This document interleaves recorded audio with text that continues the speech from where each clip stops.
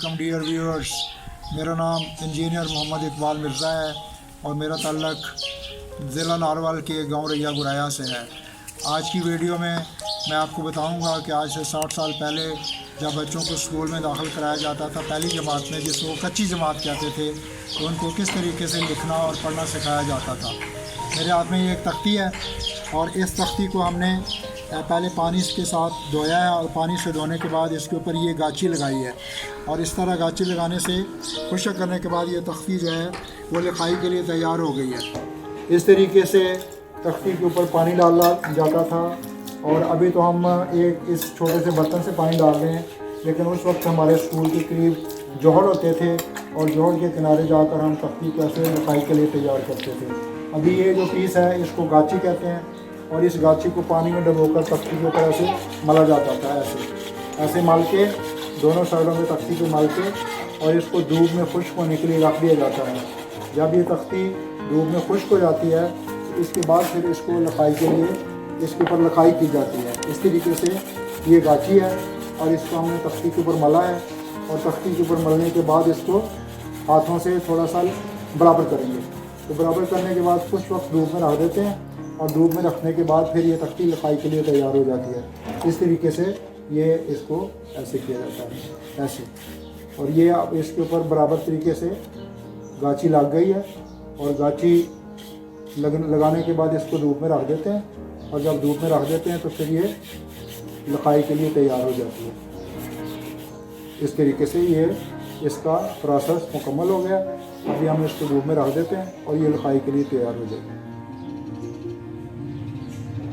उस वक्त चूँकि बच्चों के पास पेंसिल नहीं होती थी तो एक पुराने इस्तेमाल शुदा सेल को तोड़कर ये सिक्का निकाला जाता था और इस सिक्के से पेंसिल का काम लिया जाता था। तख्ती के एक तरफ सीधी लाइनें लगाकर उर्दू की लिखाई बनाई जाती थी और दूसरी तरफ खाने बनाकर हिंसे और गिनती सिखाई जाती थी। तो इस तरीके से लाइनें लगाई जाती थी तख्ती के ऊपर इस पैमाने की मदद से और बच्चों को सिक्के से लिख कर दिया जाता था और फिर उनसे कहा जाता था कि आप इस कलम की मदद से इसके ऊपर लिखाई करें। इस तरीके से कुछ दिन लिखने के बाद वो खुद ही लिखना पढ़ना सीख जाते थे। इस तरीके से जैसे हमने ये अभी लिया है, हमारे पास ये एक कलम है और ये हमारे पास स्याही है और ये स्याही जो है इसको हमने पुराने तरीके से, जिस तरीके से स्याही की पुड़ियाँ इसमें डालकर बनाया जाता था, ये पुड़ियाँ हमारे पास हैं और इस स्याही का नाम है पांडा रोशनाई। लेकिन उस वक्त हमारे वक्त में जो रोशनाई मिलती थी उसका नाम होता था चिराग रोशनाई। तो ये पुड़ियाँ खोलकर इसमें डाली गई हैं और इसमें डालने के बाद ये स्याही जो है अब लिखने के लिए तैयार हो चुकी है। तो अब हमने बच्चों को लिखना सिखाना है जिस तरीके से उस्ताद लिखना सिखाता था। तो पहले ऐसे लिखते थे, अलिफ, इससे बे, पे, ते,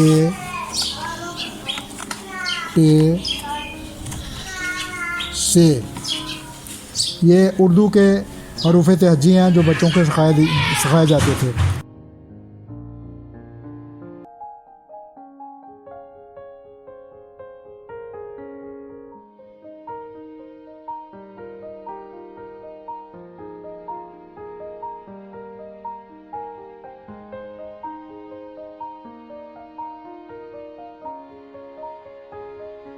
छोटी है और बड़ी है। तो इस तरीके से बच्चों को कहा जाता था कि आप ये जो लिखाई की गई है इसके ऊपर कलम से लिखें।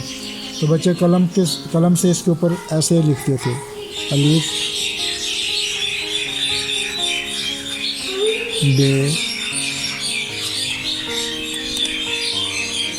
पे,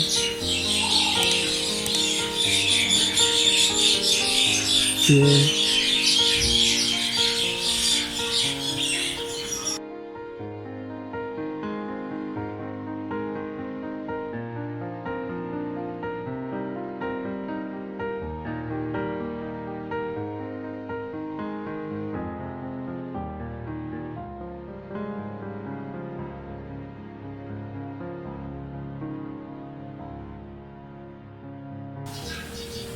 हमजा,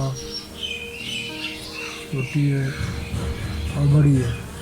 इस तरीके से बच्चों को दिन में 2-3 दफ़ा ये प्रैक्टिस करवाई जाती थी और वो कुछ ही दिनों में वो उर्दू के हरूफ तहजी लिखना सीख जाते थे। तो दूसरी तरफ लाइनें लगाकर बच्चों को गिनती लिखना सिखाई जाती थी। इस तरीके से ये पुराना तोड़े हुए स्टाइल का सिक्का है और इस तरीके से लाइनें लगाकर बच्चों को गिनती लिखना सिखाया जाता था इस तरह।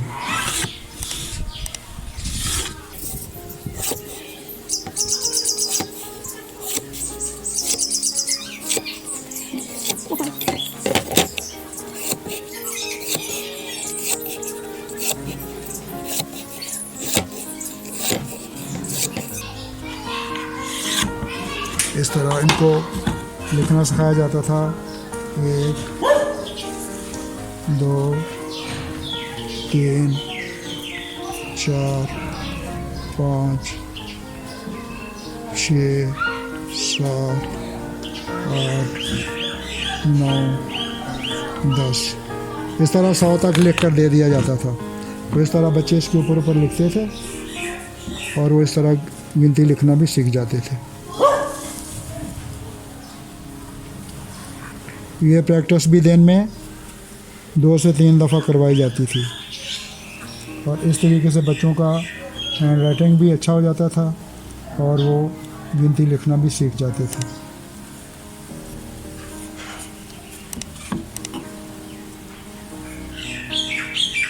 और जिस तरह ये स्लेट है और ये स्लेट ही है, तो इस स्लेट के ऊपर बच्चों से सवाल हल करवाए जाते थे। जमा, तफरीक, ज़रब, तकसीम के सवाल स्लेट के ऊपर हल करवाए जाते थे। लेकिन सबसे पहले उनको रकम लिखना सिखाया जाता था।